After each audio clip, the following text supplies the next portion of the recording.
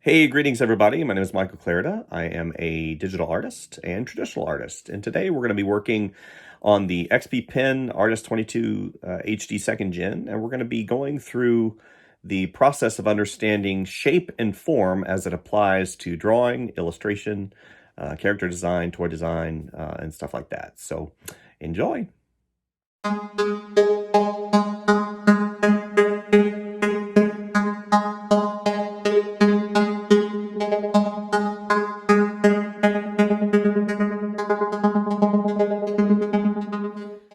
Okay, here's what we're dealing with today. So this, of course, as I mentioned before, is the XPPen HD 22 2nd generation. I believe the diagonal measurement is 22 inches. It's like 21.575, somewhere around there. And this is one of XPPen's more budget tablets, but it doesn't skimp in any way on quality or features. It's got a wonderful screen. Go ahead and review some of the stats here for you guys that are interested in this type of thing. So here we are.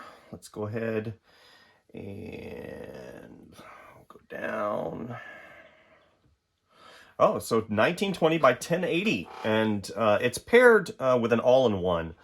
If you guys are familiar with that terminology, all-in-ones are a popular PC item that is in the marketplace. Very portable, very powerful, and this particular all-in-one has an i7 processor with 4 gigs of video RAM and also, I believe, a terabyte of storage, and it's made by Lenovo. So this particular XPPen will pair with a myriad of different devices, all-in-ones, desktops, and if you're so inclined, I believe it will even pair with your Samsung device via the USB-C port on the bottom. I haven't tried it with an iPhone or an iPad, but I know for a fact it will pair with those Samsung devices. So all I did to get this set up was plug it into the all-in-one on the side, on one of the peripheral ports on the side, download the drivers, and voila, pressure sensitivity. This tablet has over 8,000 levels of pressure sensitivity. Oh my gosh, 8,000 levels. That's kind of the industry standard. A lot of the really high-end tablets, high-end being some of the competitors for XPPen, such as your Wacom, such as your Huion, XPPen does it at a budget price point. But the wonderful people over there at XPPen reached out to me, and they provided this tablet so I could draw a couple things for you guys and explain what form is. So, form, what is it? Gosh, it's one of those interesting concepts that I think as mathematicians, we understand what form is. As sculptors, we understand what form is. But do we really understand what form is in the context of translating it from what we see in the real world to this world here inside of this digital environment? Shape and form. So shapes, we talk about shapes. We talk about these right here. And you hear, if you go and visit any of the other artists on YouTube, you'll see that a lot of times they will be talking about simple shapes. It's like simple shapes. Aren't all shapes simple?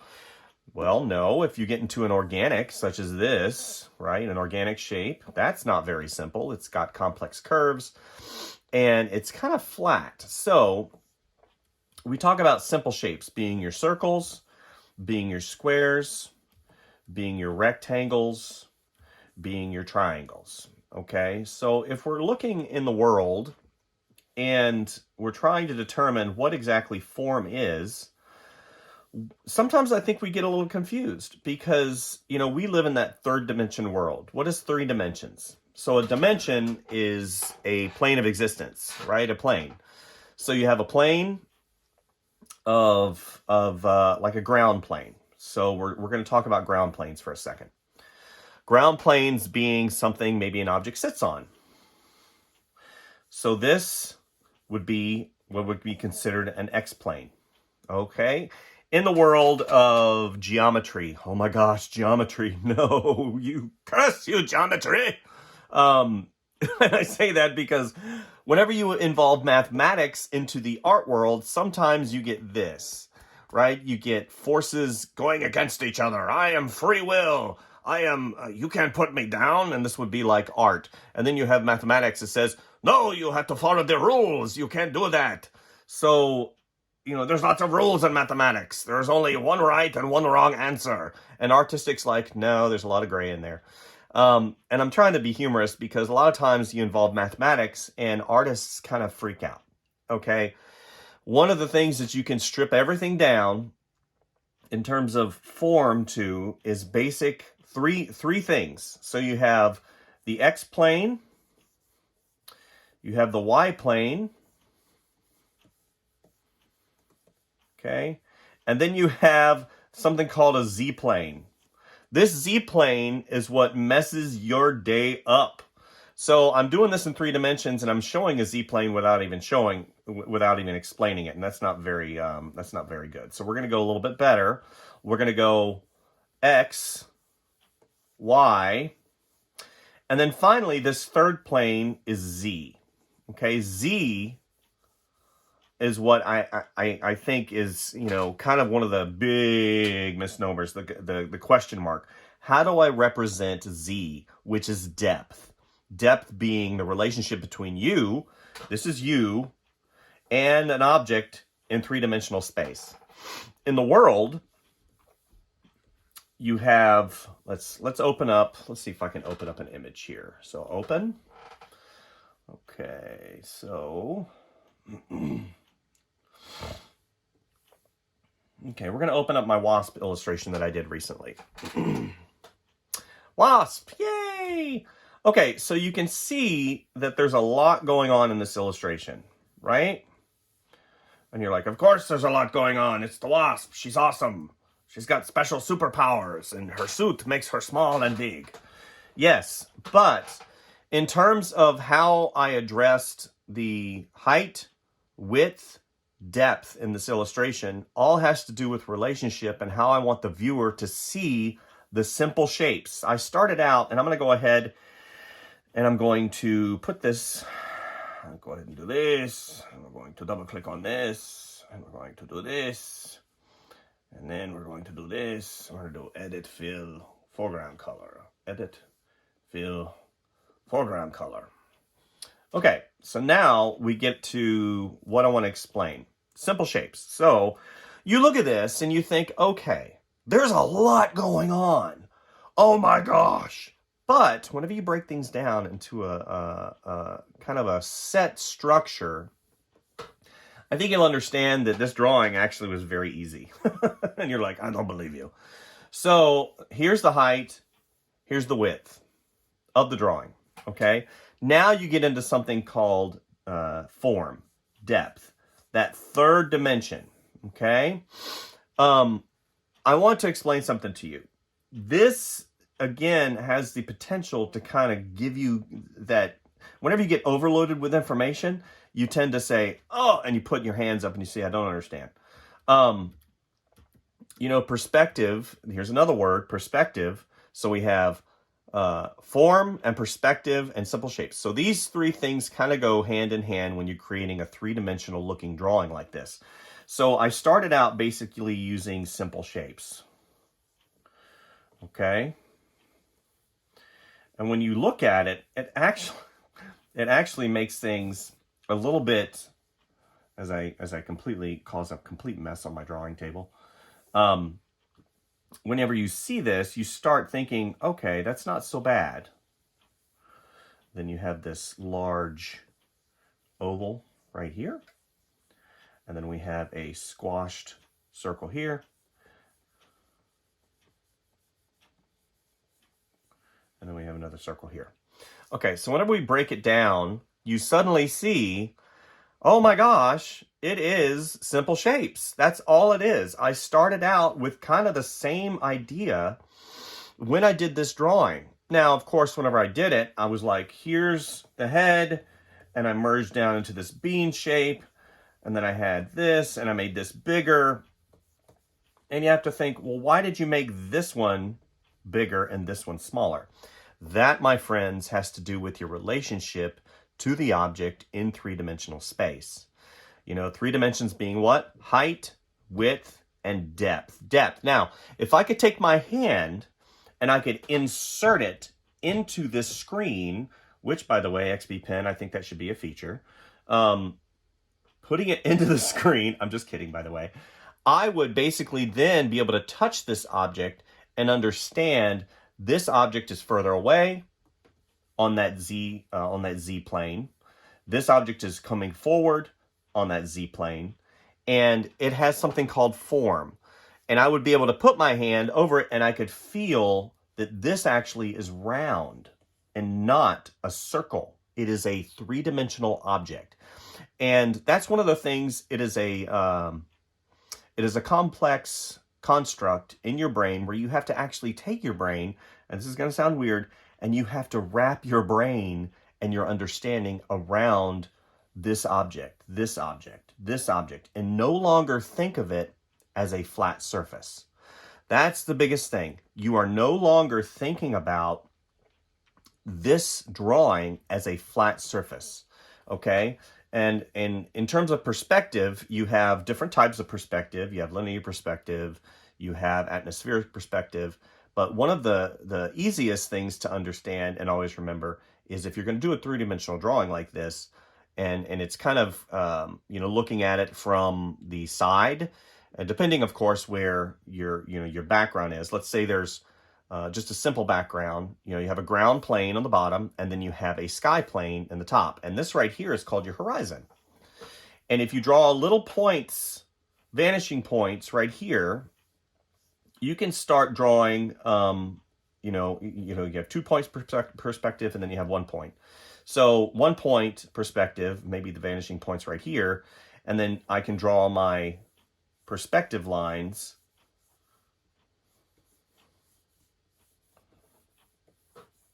to suddenly give you, look at this. So whenever you have that 1 point perspective, suddenly things take on a three-dimensional reality. So you have objects in the foreground that are bigger, objects that are in the background are going to be smaller. Because if you go outside and let's say you look at a mountain, because I'm surrounded by mountains, okay? Just to give you an understanding, he would be my horizon line, okay? So then let's say I have let's say a fence. These are really good examples. So here's a fence, okay? And I have these rolling hills that come at me like this. I've got these plants maybe right here, and here is a fence coming at me. We all know that objects way off in the distance. So let's say here's the fence line right here. It goes down, but as it gets closer, it gets bigger. Okay, so then here it is, it's coming up.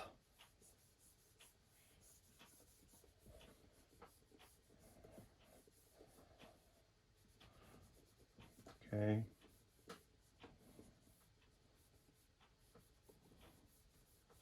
Okay, so the horizon line, here's my 1 point perspective, and this fence is, as it gets closer to me in that three-dimensional space, it's going to get bigger. That's what I wanted to show you guys. So this looks like a convoluted mess, but whenever you overlay it, then you start to understand, okay, so let's go back. Let's say form, okay, form. So this I can outline in a simple shape.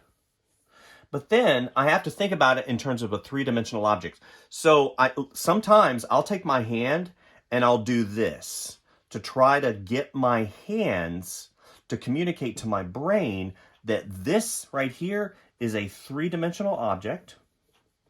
And you can draw these lines in, and sometimes the lines help.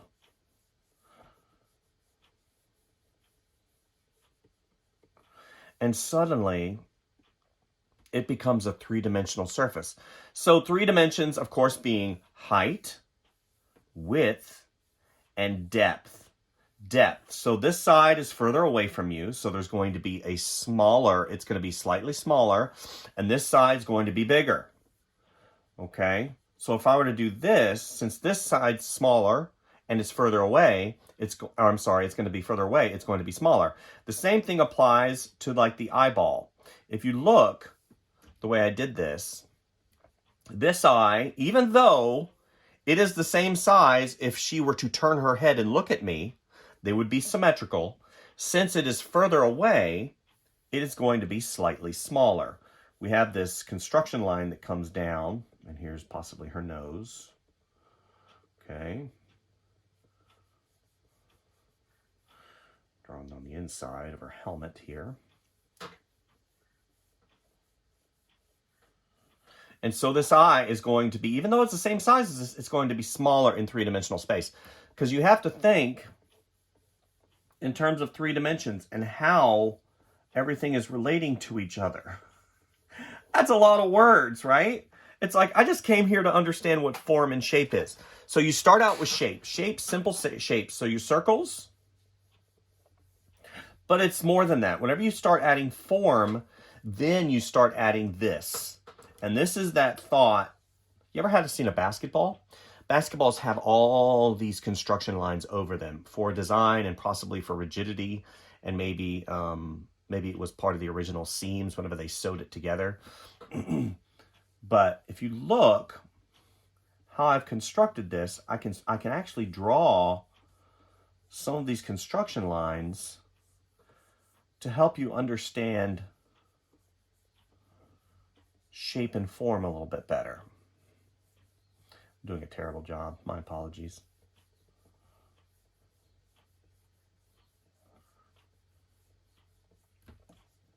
You see? And it suddenly becomes more of a three-dimensional object. And you can do this on your own drawing. So now what happens? Now it starts looking like a 3D object because you've put these construction lines over it to help define the form better, right? And you know, I remember growing up and we used to draw one of these. Remember? You draw this. And after you're done, you're like, this thing looks completely three-dimensional. It looks like I can reach my hand in and touch it. It's because you have now given it form. Height, width, and depth. It's the depth that we're after, right? Whenever we start drawing in those 3 dimensions, let's make this a lot bigger. Whenever we start drawing in those 3 dimensions, then our drawings have a semblance of life, you know? But it always starts, it's like, it's such an interesting concept whenever you start thinking about it.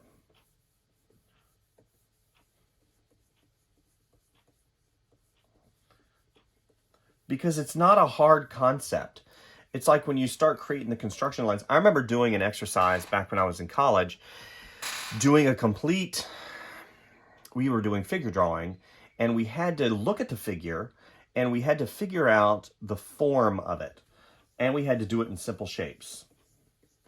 So if I were to do simple shapes, again, I would start out doing this, right? And then this is a big, I'm not getting into the fingers, I'm not getting into any of the minutia of the anatomy.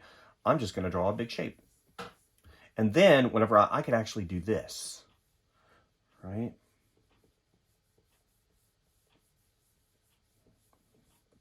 And then whenever I take this away, see, it starts having that semblance of form because it's coming at me. So then, like I said, in college, I would go in and do this. And since this is a round object, again, I would think, okay, so this is the left side, this is the top, this is the right side. I can't see that side, but I would draw these construction lines. You know? Construction lines. Construction lines. There's a simple shape. There's a simple shape.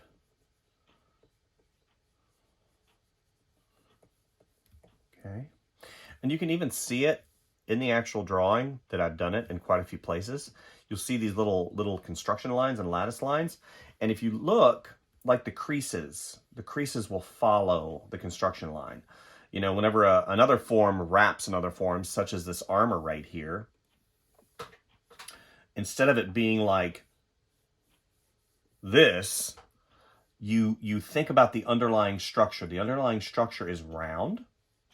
So then, if this is fabric, this armor is fabric, a type of fabric, let's say it's Kevlar, then you wrap that around this inner form. And then it's just a matter of dressing. I call it draw dressing. And you can just go in and literally, it's piece by piece. And you can start constructing this particular form and dressing it and giving it character. Okay, so let's go back as I got completely distracted with what I was doing. Oh, what's this? No. Okay. So let's go and do this. So let's go ahead and do black. Okay. So this is a three-dimensional surface. I'm sorry, not surface. This is a three-dimensional area. This is not a flat surface. Even though I can't stick my hand in it, I can stick my brain and imagination in this world. This world is vast. This world has no limitations. I have to think of it in terms of simple shapes first. So my subject matter is going to be, let's say, a creature. Okay, creature. I love creatures. Do you like creatures?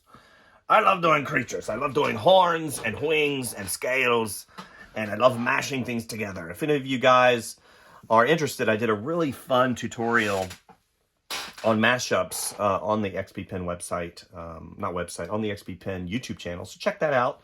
It's really cool. I did a rhinoceros and a frog. Just something really simple. So we're going to do a creature.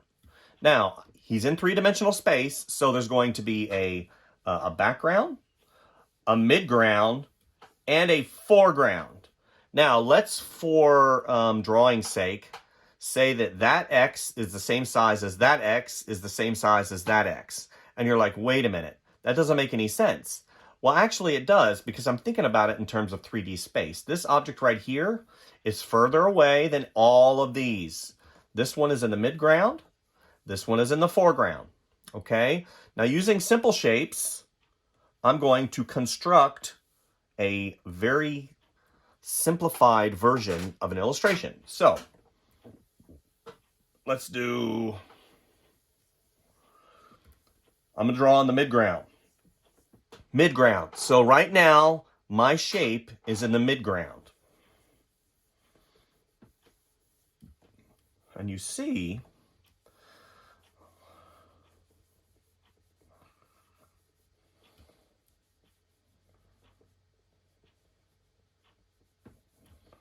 okay.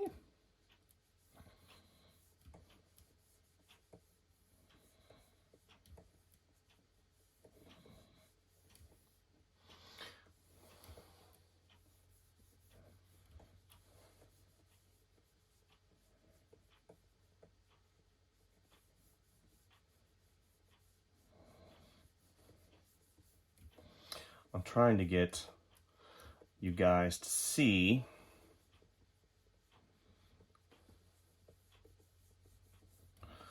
how simplified you can make things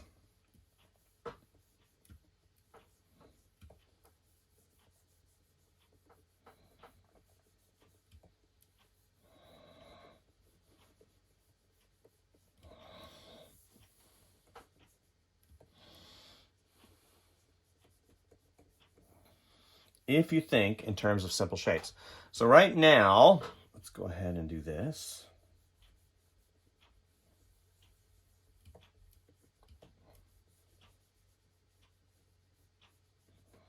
And I'm going to explain to you my thought process here whenever I go and I start redefining. Let's do a little bit of horn. Let's got one right there.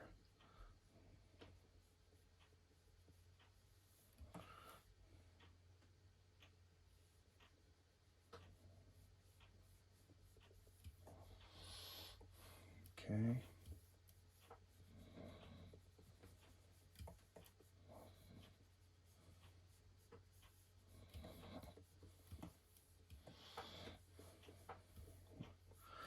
Let's move him over slightly. Okay. He's got these simplified little wings, but they're folded. Got the other one back here. Okay, so mid-ground. So right now we're in the mid-ground. Now I want to start kind of fleshing out my composition. Fleshing out composition. Now, utilizing simple shapes, I went ahead and created this circle. And then you notice I started getting into his body.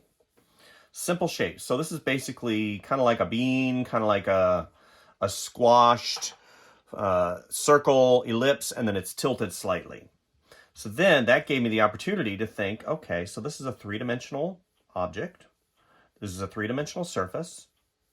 And, you know, I did these construction lines, but I did them quickly and I did them in my brain. And you can notice I used some of the visual cues, you know, in my drawing process. So here, maybe he's holding on to a branch, goes here, and then the branch goes here. He's got his other leg on top of it, and then that comes around. And it kind of fans out right here. And he's got his tail, which I'd like to have little feathers on as well. And you can see, like I indicated before, let's make his jaw a little bit stronger. So I've done this, I've done my construction lines. Again, using those simple shapes, circle, circle. Here's a modified rectangle right here. And I'm starting to think, again, now that I've got a little bit of the drawing in, I'm starting to think three-dimensionally. Three-dimensionally, height, width, depth. There's aspects of this creature I cannot see. So I have to think about those. I'm not just drawing the outside and what I see, I'm drawing what I can't see. And isn't that a weird phrase to say? You're like, what do you mean you're drawing what you can't see? Are you a moron? No, I have to think, okay, there's another side of this hand that wraps around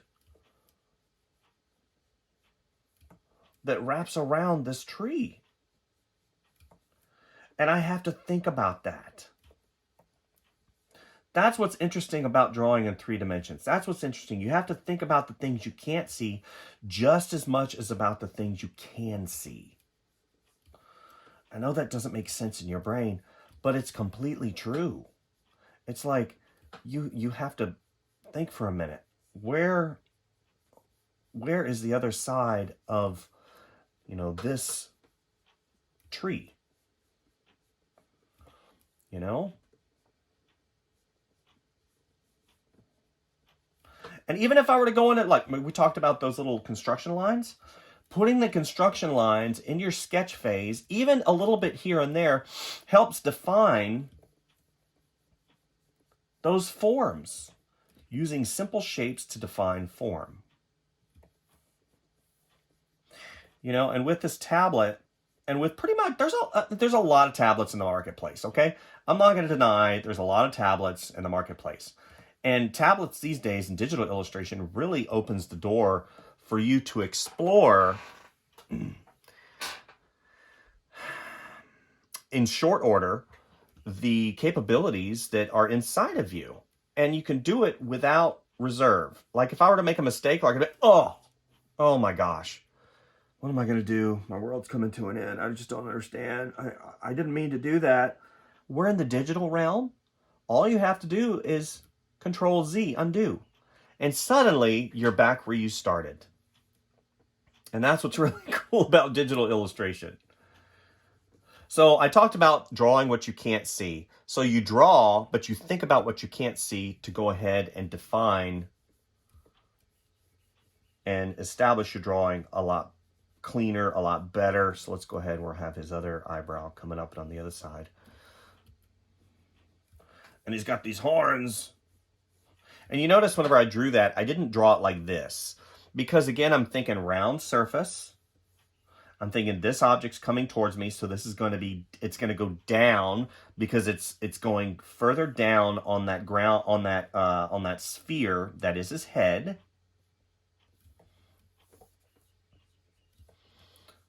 Okay. He looks like he needs his coffee. He needs a big shot of Joe. Make him kind of happy. There we go. And what's great about drawing, you guys, let's give him a little horn on the chin, because he's got a little soul patch, but it is actually a horn. He's got a couple of horns on the bottom. There we go. Form, height, width, and depth. So now we've established our mid. Let's go ahead and do this. This is kind of aggravating me over here. This is part of me as an artist that I cannot let go. So let's do his eyebrow. Let's make this a little bit better here. Go down.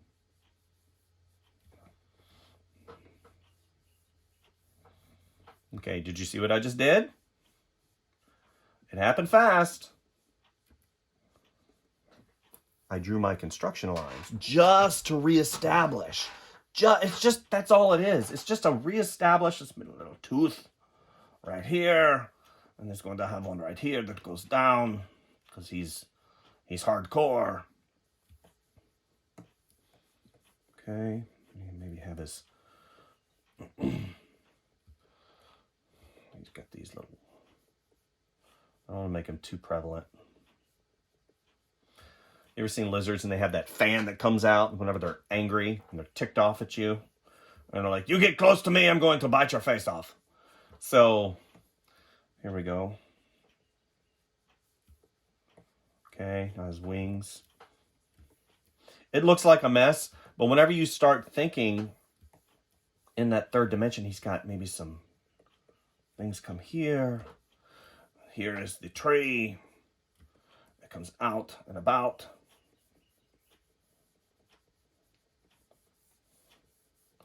And foreground. Okay, now let's talk about foreground. So we're going to go ahead and do this.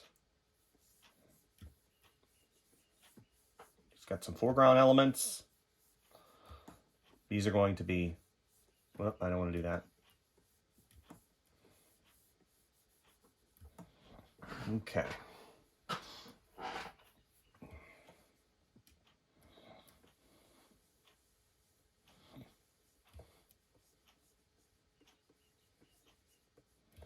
Okay, now did you notice what I just did? Simple. Simple shapes. So now, look, circle, circle, kind of a beanie circle. Kind of a bean. I'm going to get back to that in 2 seconds after I go ahead and reestablish his wing, because honestly, it's going to drive me crazy if I don't do it. So here's his other wing. Or that's first wing. And it goes like this, because it's folded. Now this right here, even this simple concept right here, this right here has the potential to mess your day up. It'll mess your day up, sucker. So file, save as. Are we having fun? Let's do creature. Fun. Okay, creature fun. Excelente. Photoshop. Save to the desktop. Okay. Okay, even this. So, you know, it's basically a triangle, right? It's a triangle that's kind of been skewed a little bit. And then I started, again, thinking about 3 dimensions, right? That 3-dimensional, blanky to blanky to blanky to blank. Let's do this. That 3-dimensional thought process that helps define the drawing continually as you work through it. Maybe he's got some grasses down here in the midground. These grasses right here are in the foreground, therefore they're bigger. They're bigger. I'm establishing relationship. Okay. Now we're going to talk about background. Okay, so there's a lot going on. Now, if you know anything about photography or illustration, or let's say, if you ever taken a picture on your phone, okay? They always tell you don't put the subject right in the center unless Don't put the subject in the lower left unless. Don't put it in the upper right unless. There's always a variable there. And the variable has to do with what you're trying to convey to the viewer who's looking at the illustration. So this is a very simple illustration. I've got midground, foreground, and I'm fixing to show you the background. This particular creature is stirring at a flying insect, and we're going to get to that in a second. I've established three-dimensionality, and now I'm going to show you why I placed this particular creature on this particular, in this particular area. So that whole rule of thirds, whenever you divide your canvas into thirds, you start looking at it in terms of a grid.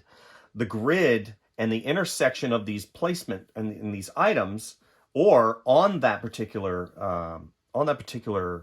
line, will help your composition. So, you know, putting things, I'm controlling Z undo because I don't want those lines in my illustration. They will basically help your illustration tell the story. Now, he's looking at this insect because he's fixing to gobble it up. And I've got certain elements to help frame him. I've got him on an intersection line of a rule of thirds, and I've got this one on one of the lines of rule of thirds. Now, all this negative space helps to isolate this particular item. All of this is here to frame and show, you know, with his eye looking in that direction to show what the illustration is about. And I've got items such as this pointing to him. And then I've got this item right here facing away because opposing curves help create what? Dynamic presentation. So you have these opposing curves, right? That again, help put your eye right here. It's like whenever you have maximum contrast, then you're going to basically look at this first, and then you're going to see this big round shape, and he goes over towards the character. Shape and form. And what I'm doing now is I'm basically, again, I'm dressing little things here and there to help define the composition a little bit better. Okay, so now what I'm going to do is I'm going to start experimenting kind of with directional items. Okay. Here, again, I've got it down because I want this to come this way. Okay, so here, no, here, here. I've got to be very mindful of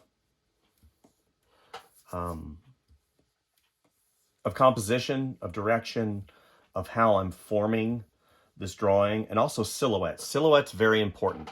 If you've seen any of my drawings before, I'm constantly talking and thinking about silhouette. I'm talking and thinking about how the, you know, you have tangents, and tangents being two lines that are connecting, that flattens your illustration out. But as you see, in very short order, we've created a dynamic. We've created a dynamic illustration. So now what I'm going to do is I'm going to make this into a B. Okay.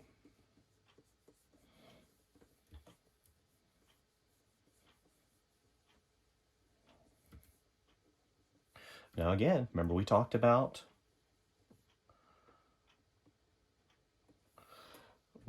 relationship. So, and we also talked about form and perspective.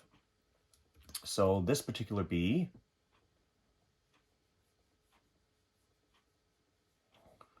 he's going to be looking.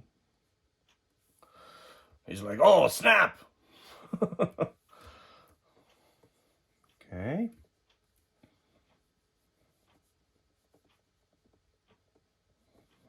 He's got his little feet come out of his little area. He's got his stripes. He's got his stingers. Okay, so here's a really good example of where a lot of illustrators and a lot of you know, budding artists really start, you know, getting aggravated, including myself. Getting to that point where you know what a bee looks like, but you really don't know what a bee looks like.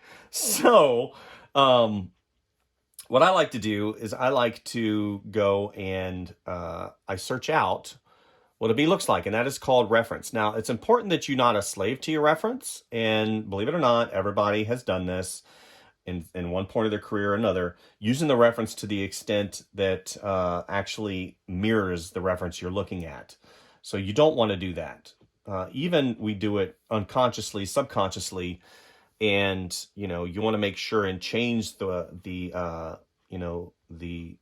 artwork reference in such a way that you don't copy it. So here's my reference right here for my bee. Right here, that's my reference. I can see a 3/4 view. I can see the shape of the head. I can determine what I need to do. I can see placement of the wings here, here. And that is pretty cool. Bees are amazing. Okay, and plus it's a stylized bee. So let's go ahead and make this up here. And I've basically, again, I've used the reference in such a way. Let's make it a little hairy right here. He's got a little mohawk. Okay. Stylization. Right?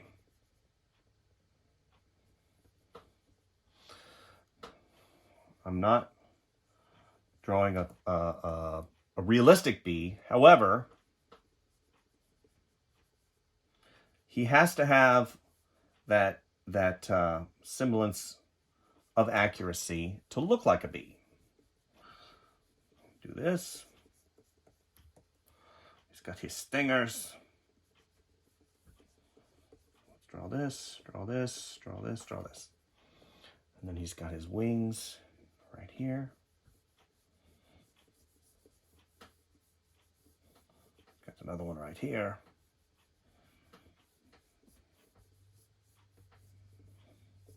Okay. Whoops. Whoops. Whoops. Whoops. Okay. Doo-doo. Okay, so here is, let's move this down slightly because I can. Good, good. He's got his little bee. He's like, ah! Give him a little bit of.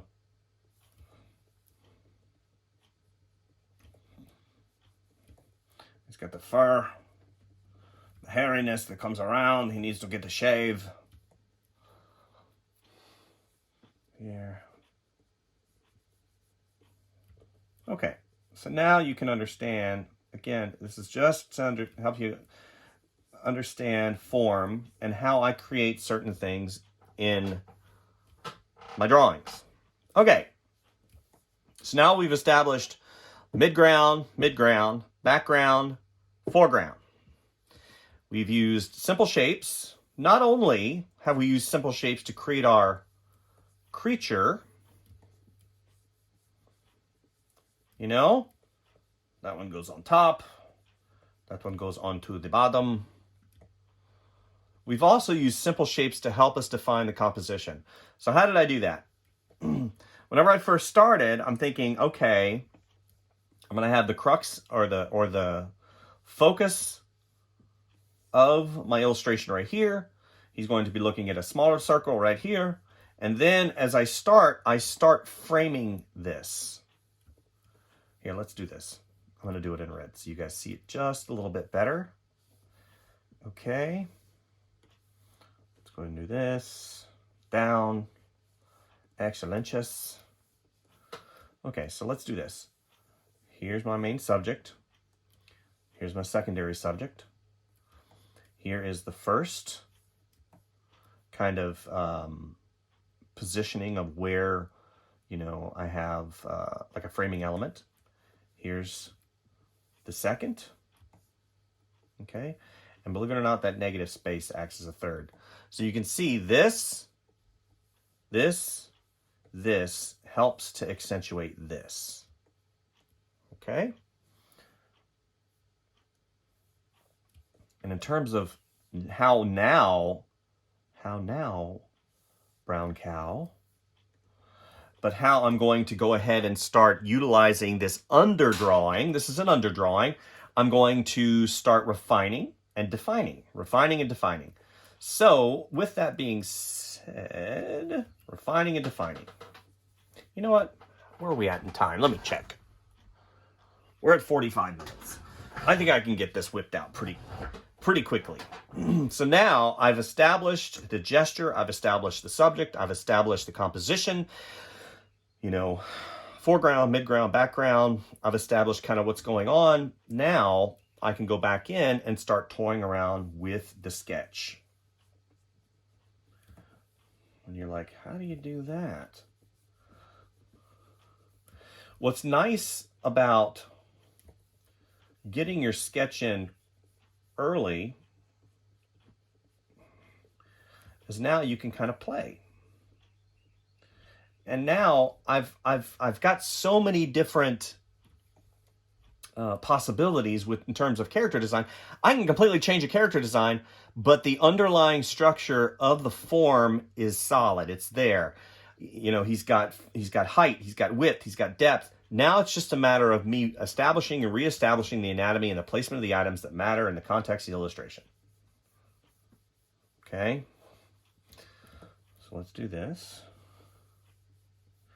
Let's get that big stinking eyeball. And two, you know, just, you know, you're looking at this and you're like, I don't know if I could do that. It's literally just thinking and reestablishing over and over again those things and those ideals, you know, that make sense in your brain. You know, maybe he's got an ear right here, right? And he's got an earring. That makes no sense at all. But it's your work, dude. You can do whatever you want. That's what's really cool. You know, it's your drawing. Okay, so let's go ahead. Let's make this. He's looking here. I want to make sure that eye is looking exactly where I want it to.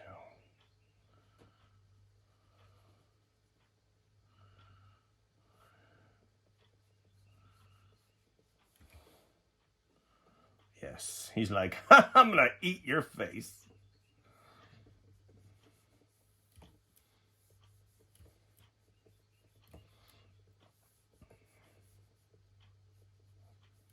I'm going to eat your face and it's going to be so delicious. You're going to sit on my belly. It's going to be awesome. Okay. So now what I'm doing is I'm just going back and I'm not doing a trace over. I'm kind of pushing and pulling those forms, those, you know, part of the character, part of a decent character designer is not, again, not being a slave to your reference, and also kind of pushing and pulling your initial sketch to make it a little bit better, a little bit cleaner, make more sense. Let's have that come around. And it's like, why did I do that? You know, why did I do that? Well, because I know that the lip is made of organic matter. I know that his tooth is not going to shoot out from his bottom lip. That bottom lip curves. It comes here, and it's going to curve out because his bottom jaw has come out a little bit, and that tooth and the gums are going to push out that bottom lip. And then we have maybe some crinkles and wrinkles. And then we have here, and we're going to do it again. Here's another tooth. And then we're going to come here, and this bottom tooth is large. So we're going to have that crease come up and around. And it's going to come here. And that comes that. That eye right there. Now, eyes. Eyes are one of those things, those funny things that, here, I like to do this because it always gives me a little bit of reassurance in terms of character. I like to put a little bit of eye shine in there because it gives it a little bit of life. Make sense? Okay, here. And remember, we talked about those little construction lines, and even if you're to put if you look at the natural order of the world, you know, if I were to go in and I were to look at, you know, lizards, different types of chameleons, you can see the construction of these items. And you can see those construction lines. Okay, here's that bottom. Again, we're going to come out. And I'm thinking just as much in terms of the other side I can't see as much as I am this. Right?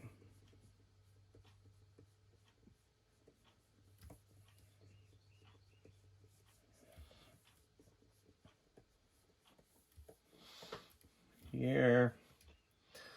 He's got, now the underlying structure of this jaw is going to come down. It's going to kind of shoot out. There we go. And then I'm going to have, again, dressing. That's all this is. I'm attaching it to this underlying structure.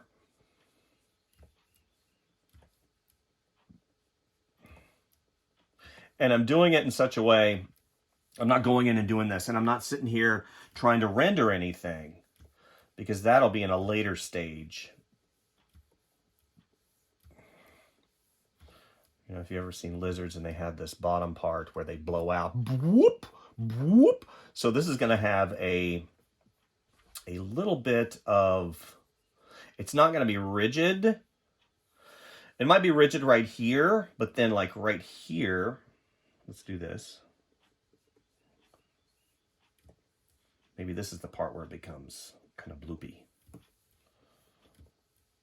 Mike, is that a common art term, bloopy? Yes, I learned it in college, bloopy.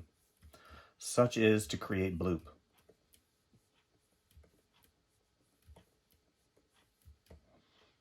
Okay. Then we come here, we got one right there. And the back, there's a big one right there. And as, you know, like I said, thinking about form, simple shapes, doing things in a simple way. Here. Got that right there.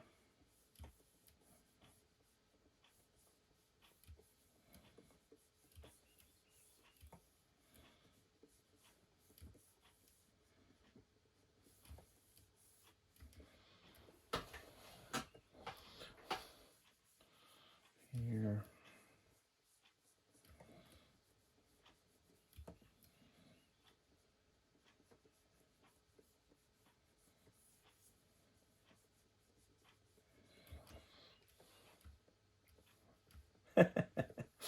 Okay, so now I see that I need to go ahead and start shoring up some of the, like this right here needs to go down because his girth right there.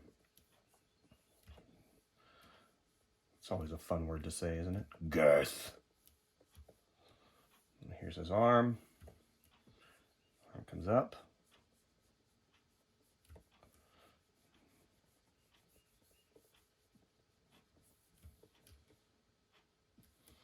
Here. And then we'll start basically going in. And this is just the second sketch. Now, you know, if I were to be under a deadline, I'd take my time, a little bit more time, and I would go in and, you know, super fast, turn and burn, and try to get more of a lively gesture. And here's this comes here. Let's do this one. Comes around, and then he's got the thumb, which you can't see on that one. And is it blinky? My blinky blinky. And he's got that right there, so he's got that thumb that comes out.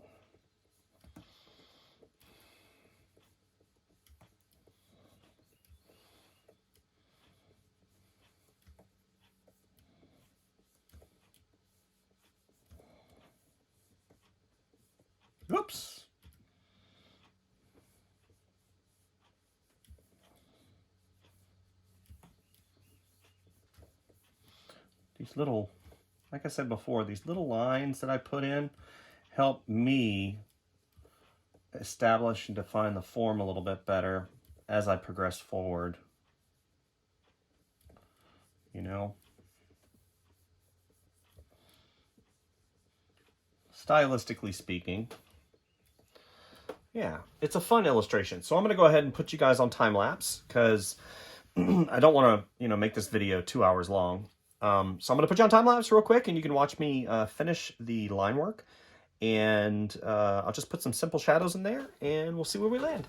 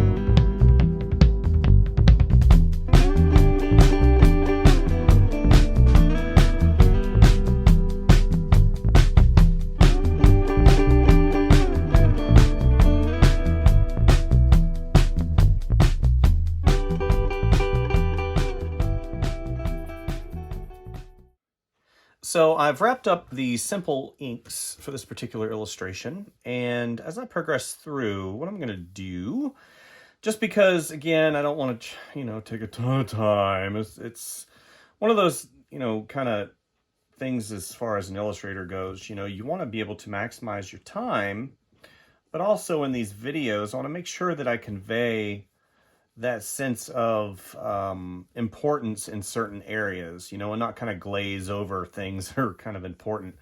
So in this stage of the illustration, what I would typically do is go ahead and refine the inks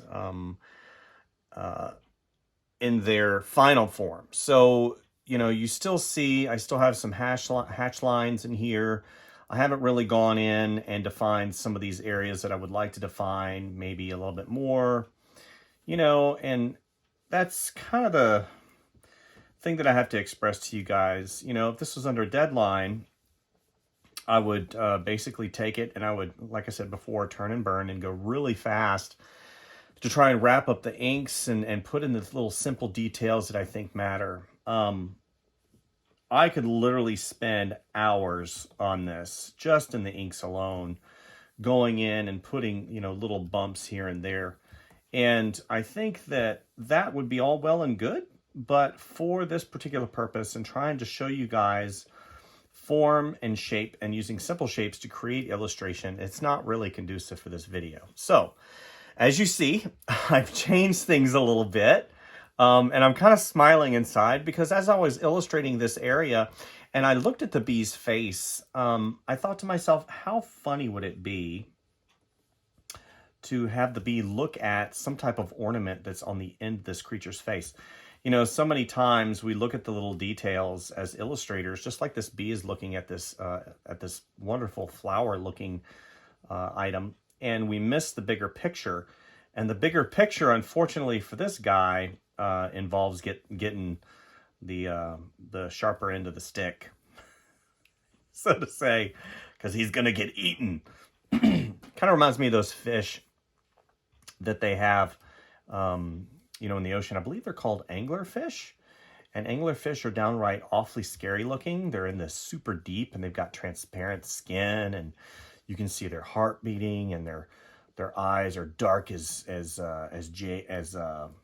onyx, and it's kind of scary. But this being fun, I just wanted to make sure you guys knew that I was having fun, and I am having fun. That's the purpose of these drawings, not only to educate, but also have some fun. So now what I'm going to do is I'm going to switch over. Let's go ahead and go to the layer below it. The layer below is my initial sketch. And I'm going to go ahead and I'm going to put that back a little bit further.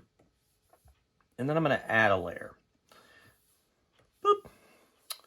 So in terms of lighting, now lighting is another element that we can utilize to accentuate form. So what I'm going to do is I'm going to switch brushes to this particular brush, and I'm going to turn pressure sensitivity on, and I'm going to turn taper off. So pressure sensitivity, that's what's great about, again, about these tablets, because you can, with the pressure sensitivity, if I decided to go really dark and press really hard, I can go to black, or if I just barely touch the screen, I can get a real nice, really subtle value. Even if I were to go so far as to start messing around with the flow and the opacity, and I get a really nice, and if I want to go really dark, and the more that I put over it, you see it keeps getting darker and darker. So as I digress into the explanation of why I do certain things, so here's the deal. We have a background, we have a midground, we have a foreground, just like I had explained. Typically, whenever I paint from the back forward, because I want to be able to establish layer hierarchy and focus on the things that are important. So with that being said, I like the value of this in the background, but I'm going to make it just a hue lighter. I'm sorry, not a hue, a tone lighter. Okay. And this will probably go by pretty quick. So we're a little bit lighter.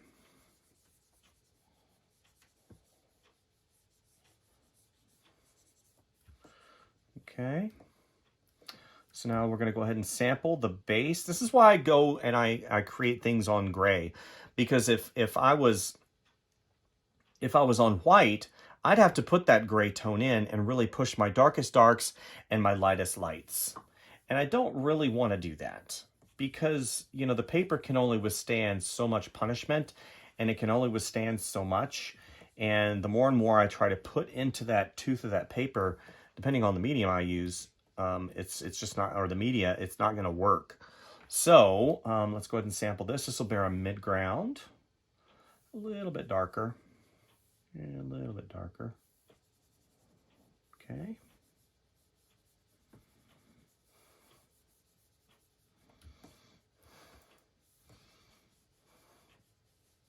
I would equate this to be kind of like a tonal study.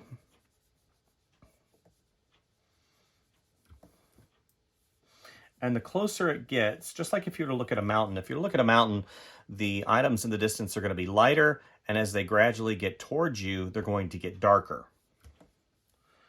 Okay. Let's go a little bit darker. Make sure we're on the right layer. And yes, for those of you who are interested in knowing, I still accidentally draw on the wrong layer. Even as a professional, I'll get caught up in the moment, and I'll suddenly realize, oh snap, that's wrong layers. It happens not as much as it used to, but yes, don't think that you're immune from any of that. Oh, I've been in the business for 35 years. I never draw the wrong layer. That's a lie. It happens all the time. All right, so I'm going to take a drink really quick. Talking during allergy season causes a little bit of a throat flare-up. So, here in the States, we get a lot of pollen, especially up here in the mountains, and it's springtime. All right, always stay hydrated. Okay, so now I'm going to have a darker value. I'm going to go ahead and put that darker value on him.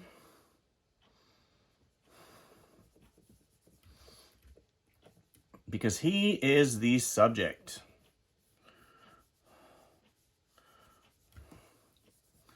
He's going to have the most contrast on him. Is he going to be this dark? No. Doesn't make much sense. But again, being a color or a value study, right now I'm just putting in those values according to what I think their local color would be. So this guy's probably going to be a bluish, greenish, and I want him to be on a nice yellowish, yeah. I don't know. I'm going to have to figure it out. Whoops. Okay, so control. Here we go. Messed up a little bit. This happens occasionally. I hit control and it ends up going to the scroll wheel. And instead of going to the brush, it actually goes to the layer, you know, where it is in the layer. And I can scroll through the layers. I didn't want to do that. Okay, so I'm concentrating a little bit more on the silhouette right now. Again, very, very simple.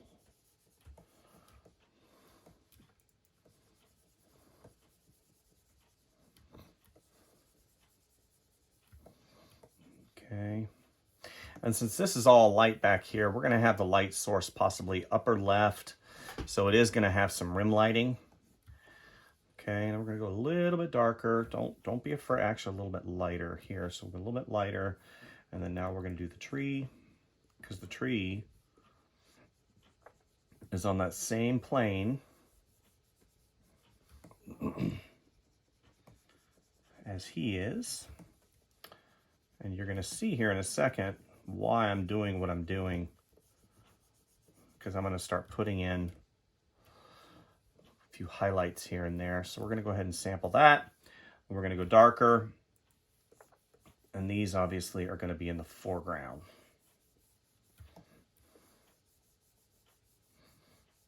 Okay. I'm going to go ahead and turn taper on.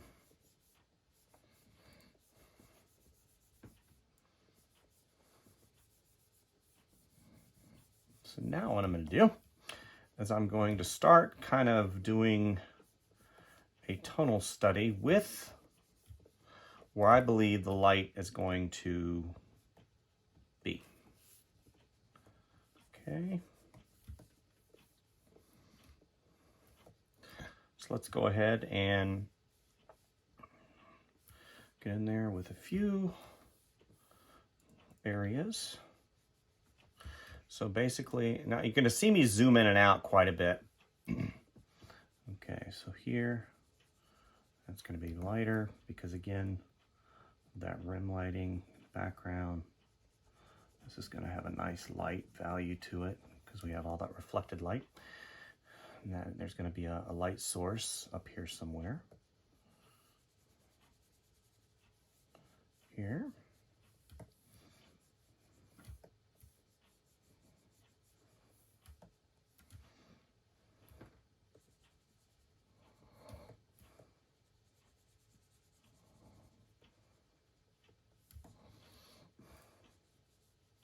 You have to understand too, even though there's going to be a lot of light back here, the light is kind of coming from the upper. So we have to take that into consideration when we're doing this. Up, up, up, up. We can have his little highlights here and there, here. And then maybe his arm's going to be here. Lit like that. Like that, like that, that. That. A little bit of rim lighting on the bottom because you have a lot of light that comes down and it reflects off the ground and it bounces onto him. Okay, so again, we'll sample. Come up here and then we'll sample again and then we'll do some of the shadowing inside the wings. Sample again.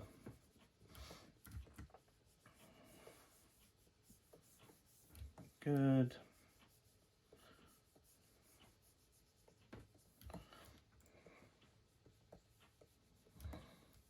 Okay.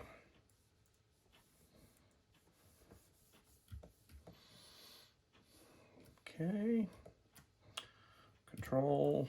Yeah, I made that mistake before. All right.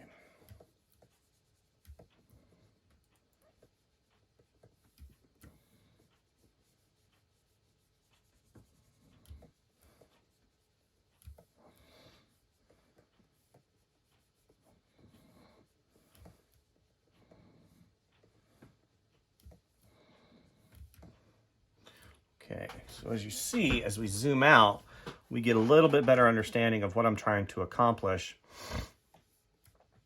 as I progress through this illustration. So let's go ahead and make this a little bit darker. We're going to have this, right, come here, here.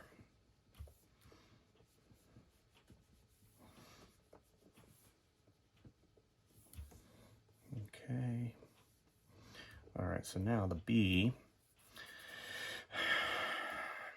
Okay, so whenever it comes to creating form using shadow and light, a really good thing to have with you at all times. Whoops, I just dropped my drink. At all times, especially whenever you're doing multiple light sources, single light source is one of these. Basically a matte ball to help you kind of understand the way light falls on forms. So using this as a model, because the light source is kind of coming from up, let's go ahead and turn on this light. I'm going to go ahead and switch this down. You see, I've got a light source coming from the upper left, and you have this really nice highlight here, and then you have a transition because of the round surface right here from light to shadow, and it's pretty distinct. And if I had less light, like if I were to change light, you see how suddenly now it's not as harsh, but it's still there. But if I go really harsh, you can see that that transition from light to shadow. And then you have reflected light down here that's coming from not only this light source, but also me and some of the other things around it. So it's nice to have a ball, that you can reference whenever you do stuff like this. Because again, I'm trying to establish, you know, light source and where light's coming from on this particular creature. So he's going to have that, again, thinking in terms of form, because, you know, I'm still thinking of the things that I can't see just as much as of the things that I can. You know, even though there's a shadow here and there's a highlight right there. Okay, he's got his face kind of in a little bit of shadow. Then his wings. Now right here is where the darkest kind of shadow area is going to be. Now he does have appendages that will be black. He's right here, especially if they're backlit. And then he's got his eyeball. Okay. Whoops. Mess around with that highlight. So now we sample a highlight, and we go in, and we give some simple indication of highlight here and there. There's that reflected light back there. Okay. Now we've got to do this one. Here, here, here, here. No highlight.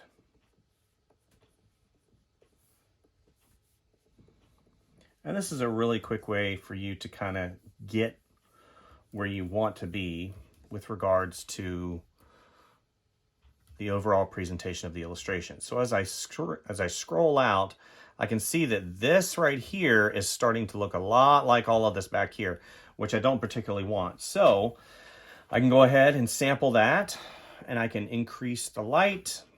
And what I'm going to do, as you watch, have that rough indication to help him pop a little bit more.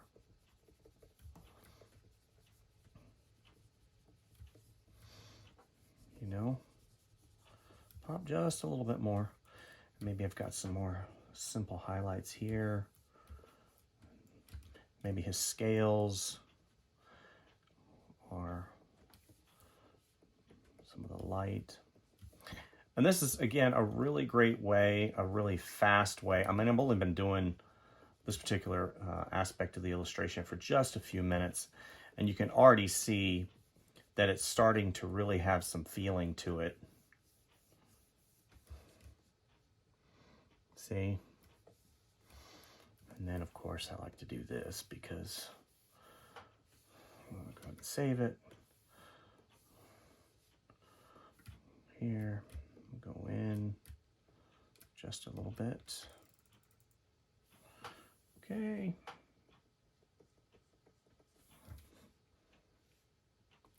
A little bit too much. Let's go ahead and make that darker.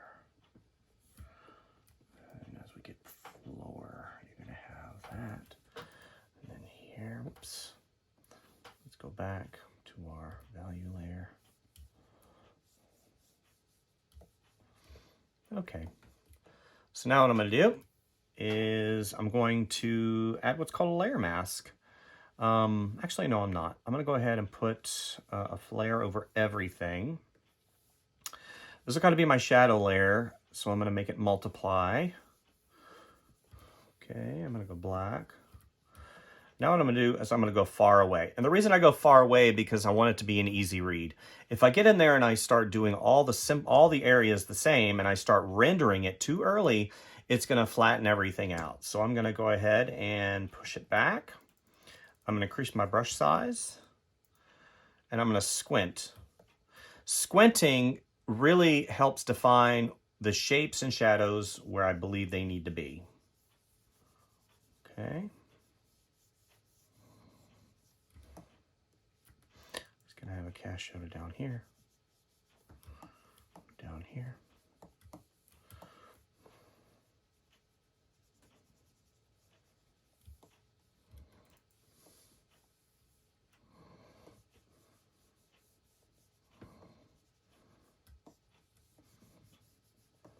You know, and maybe I'm going to have maybe a branch right here. You know, maybe I'll have branches right there. I haven't decided yet. You know. Okay. So in very short order, we have kind of, you know, brought this illustration from simple sketch of shape and simple shapes to something that has a little bit more form to it. So we're going to go ahead to white, and that's very white. And I put it on overlay. So I'm going to have my light source kind of like right here.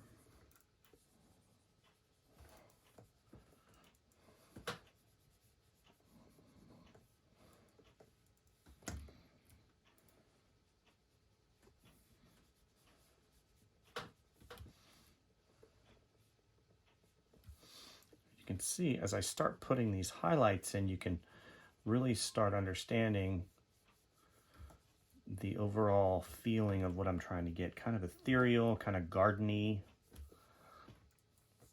right? Maybe the sun's up here, you know, he's surrounded. As I go further back and up, you know, I can use that overlay to actually kind of sculpt some plants in the background a little bit. You can see back here. You can have a little bit of foliage here, again, to level out things. Have a little highlight right here.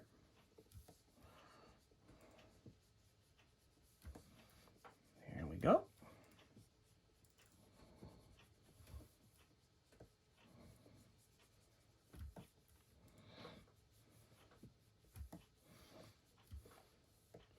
So you can see Mr. B is he's a little worried. So now we're going to do simple little shiny highlights to help bring these flowers forward.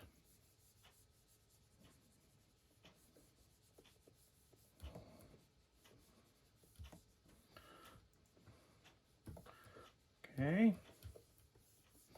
Because there is a level of transparency to these not flowers, the leaves. Okay. A little bit of reflective light right there. Whoops. And as we go through, we can literally just start putting in some of those fun little details here and there. Yeah, so maybe this right here. Yeah, some branches here. Now, there are brushes for this, so if I were to go ahead and change their brush down to a foliage brush, and sample, so you can go in and you can, you know, maybe some foliage right there. Some little simple highlights that go around.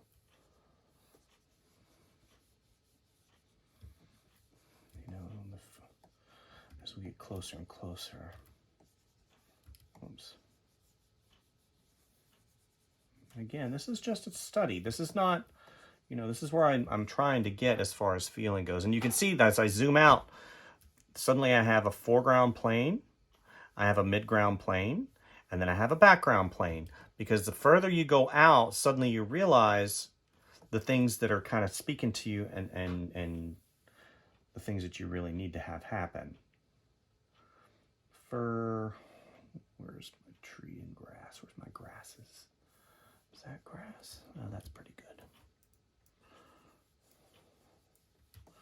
Yeah, see how that is? It just creates such a nice little texture in there to help, again, frame what's going on.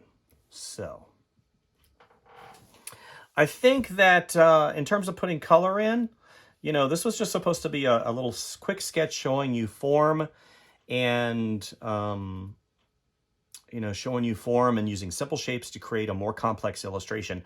Not only using shapes to create the objects that are in the illustration, but also, you know, to help frame it. Sometimes whenever I use those, like I had explained earlier, with the big shapes to help frame the image, to help direct your eye, and even using some of these lines to really help direct your eye. Now what I can do is I've added a layer and I can put that on multiply. And if I go back to my my shading brush here, you can see. Now let's say I want to do, what are we on? We're on multiply. So let's do a gradient. Okay, so let's hit cancel. Let's choose a color. Let's do green to blue. So let's do kind of a dark green. And then I'm going to go here, and I'm going to go here to blue. Kind of a blue, kind of a light. Okay, actually I need to go, it's under transparency. There we go. So we need to go to 100%. There we go. Okay. Shift. Okay. Let's image adjustment, hue saturation. Let's do lightness. Okay. Let's go hue. Now let's go hue back that way. I like that way a little bit. Okay. Now what I can do is I can start putting in some of those values, some of the colors that I really wanted to establish. So since I've got my canvas kind of plastered in this color, excuse me, I can go ahead and what I'm going to do, instead of keeping everything on one layer, I'm going to add a layer, and I'm going to also put this on multiply, is I'm going to go ahead and do, since it's a blue, I'm going to do like an orange. So orange.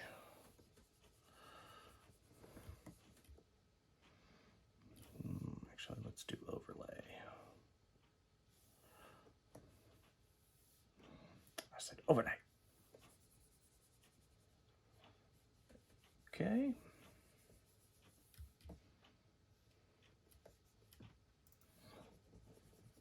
Actually, I'm not, this isn't the normal way that I do things.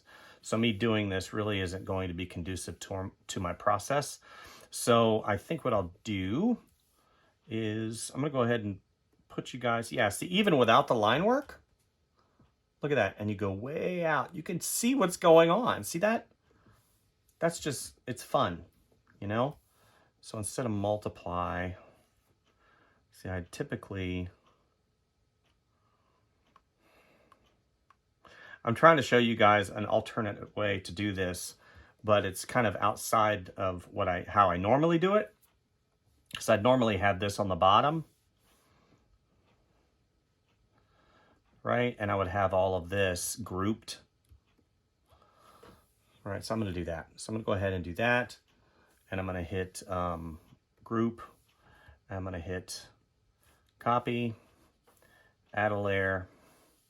And we're going to go ahead and layer merge down.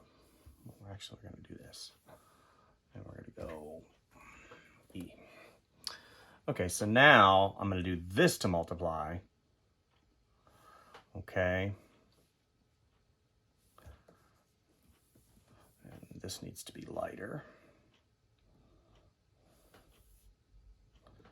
Yeah, see, this is a little bit too dark. So let's go ahead, image. Let's go normal. There we go. So now you understand I can go ahead and put things underneath and preserve my sketch and preserve my tonal, my value scale. And I can actually push back a little bit if I don't want definition too harshly. Or I can lighten it up. So image, mode, use, and I can go to curves. And I can curves up. Go right here. There we go. Yeah. And so there we go. And now I can start putting in the things that I want. So let's go ahead, and I can do pure color instead of messing around with transparency. So I like the way the background looks. I'm going to go ahead and start putting in. Again, this is really fast, really simple color block in. And I'm going again, background, midground, foreground. So once I block this in right here, as it comes forward, the values are going to get less, or they're going to get, because the light over on this side is a lot warmer. See, I'm trying to explain as I think. Oh man, I'm screwing you guys all up. Okay, so let's do this.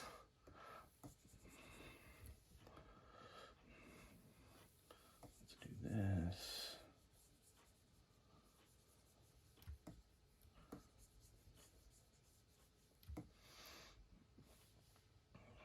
Okay, so I'm going to go ahead and I'm going to do this in screen.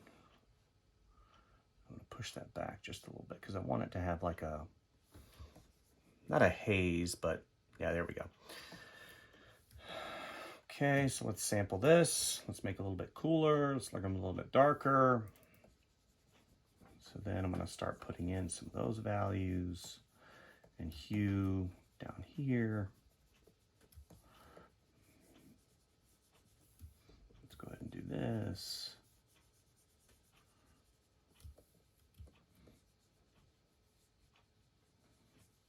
A little bit of maybe something background there. Okay, and again, we'll come up here and make it warmer.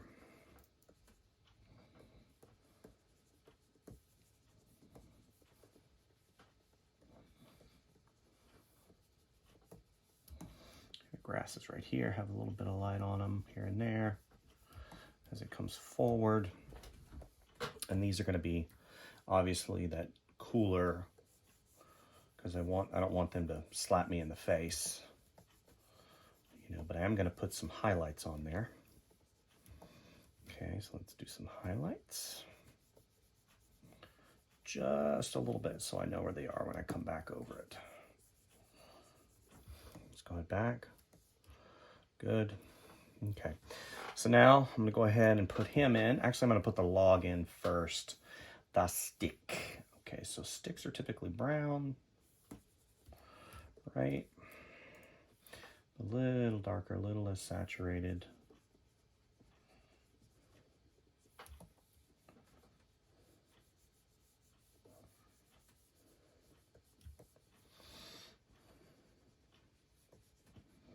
And I don't have to worry about staying in the lines right now because this is literally going to be the basis for kind of a more detailed rendered digital illustration, you know, and as I go through and progress through, I don't want to go and waste my time on the things that, you know, kind of I'm trying to just place in there for a moment. You know, you don't want to put too much time, you know, because if I sit there and draw this and then I have to repaint it, it doesn't make any sense for me to spend hours and hours. I just need to get it to just where I understand what I'm doing. Hopefully I didn't just mess you guys up. Okay, so I'm going to sample that brown. I'm going to come up and I'm going to put some highlights in there. Again, these are just simple highlights to show where that light source is. I haven't. Okay.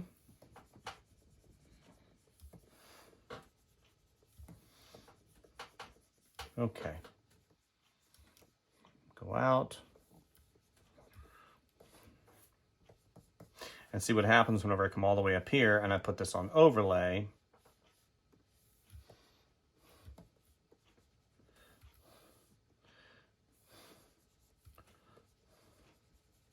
It pulls all those highlights that are already in there and down. And it doesn't give like that uniform look that really, you know, fights against us, to be honest with you, especially with foliage. Okay, so now we're going to come back. We're going to add a layer. We're going to save. I have a feeling my computer is either updating because it's angry. Cancel. Okay. What is it doing? Let's check for 2 seconds here. My apologies. Nope. You know how whenever you're working on a PC or an all-in-one, and you're like, why is it running so slow? And then you realize, oh, it's compiling or it's Windows Defender or whatever. Okay, so we're going to make him orange because if I look at the overall palette, the color palette of this, the overall palette is going to be, you know, I have a warms in the background and then I have the cools, but it's a lot of blue. So, whoops. So I'm going to put this color in, this orange. Okay. What's it doing? Oh, duh. Another instance where I accidentally clicked on. Okay, so I accidentally clicked on my eraser button. So I'm like, what? Oh, there you go. So again, putting in the local color. I still have some of those values and shadows because I have my initial value study that's all the way on top of everything. So I can just put the color in really quick and keep my values where they need to be and keep establishing that form. Because as I'm progressing through, I'm always thinking, where's the light source? Where's the reflective light? How does the anatomy look? What is the character of him? It's not just plug and play at this stage. You know, I'm still thinking of all those items. You know? And it's like, now I've gotten to the stage, I'm like, okay, so what color do I make his nails? Because again, we're at local color stage. And even though I'm doing local color, I'm doing it on one layer, but I've already established my light and shadows. So even if I am putting in that simple color, since I've kind of done my value study already, I don't have to go in and do lights and darks just yet, because I've kind of already done it.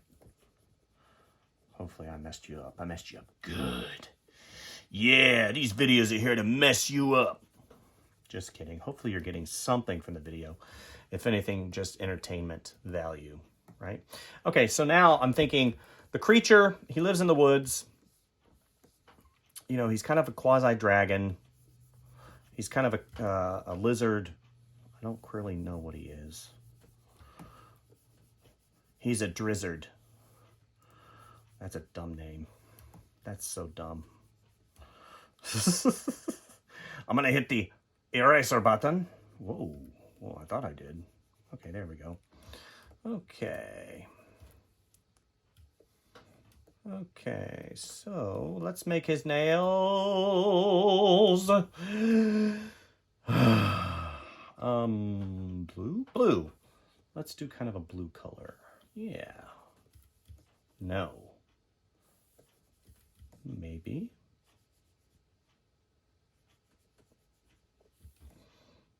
I'm not, just not feeling good. No. Okay, so what I'm going to do, as I progress through, and I'm doing the colors and everything, and then what I'll do is I'll come back and I'll do the final highlights here soon. But I'm going to put you on a time lapse really quick. It'll probably take less than 1.5 minutes, 2 minutes. And I'm going to go in and I'm going to figure out all the colors for him. Then I'm going to do the colors of the bee, and then we'll do a final wrap up. Enjoy.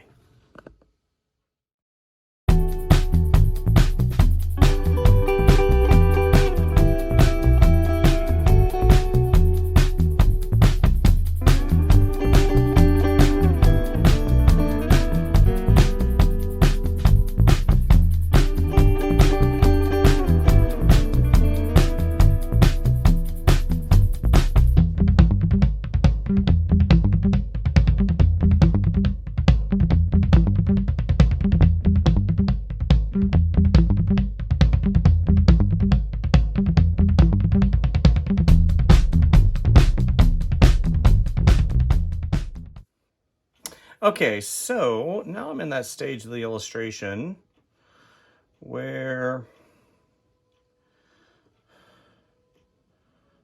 okay, so what are we on? We're on screen. Let's go ahead and multiply that out. Good. I'm in that stage of the illustration where I'm like, I like what I'm doing. You know, I obviously, this is at that stage right now where I really should stop and just really, you know, flatten all the layers, go back, refine everything, then use this as a reference and a color study. And, you know, just use it for what it is. Now, it is a fun little illustration, you know, and coming back and maybe putting some more highlights. Let's go ahead and add a layer up here. Let's turn that over to overlay. And now, actually, I'm going to go to color dodge. So color dodge, or I'm sorry, linear dodge. I'm on my eraser. Okay, so linear dodge. Let's go. Let's turn taper off. Okay, so let's do pressure. I'm really going to choke back the opacity. Actually, I'm not going to do color dodge. Let's do dodge. Let's do overlay. Putting in some of those highlights to warm everything up.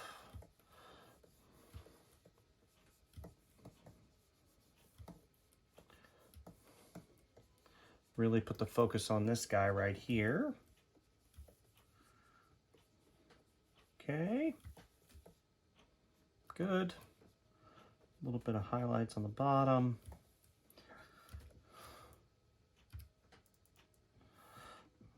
See, it switched layers on me. That's weird. Okay, let's warm these up a little bit. Put some highlights in here. Okay. Let's go back over here.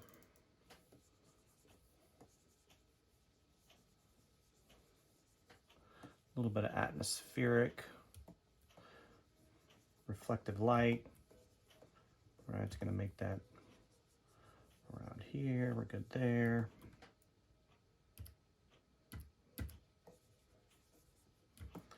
Good.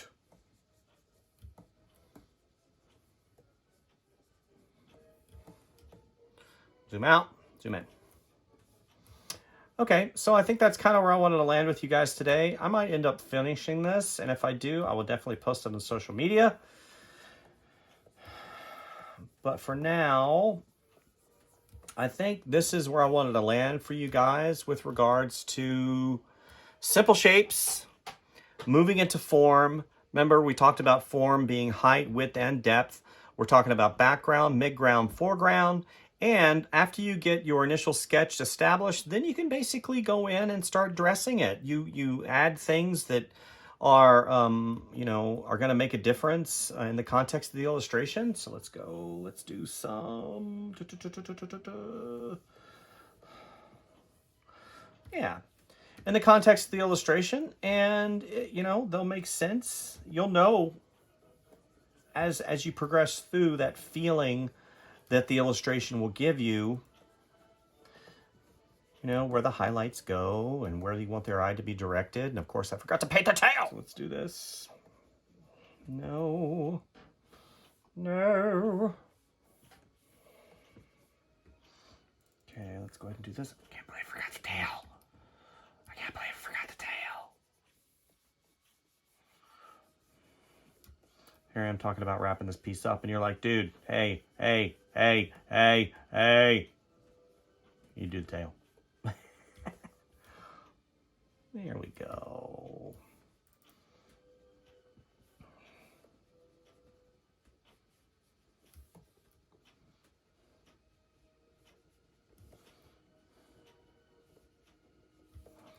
What is this, the moon? Is that the way they do things on the moon?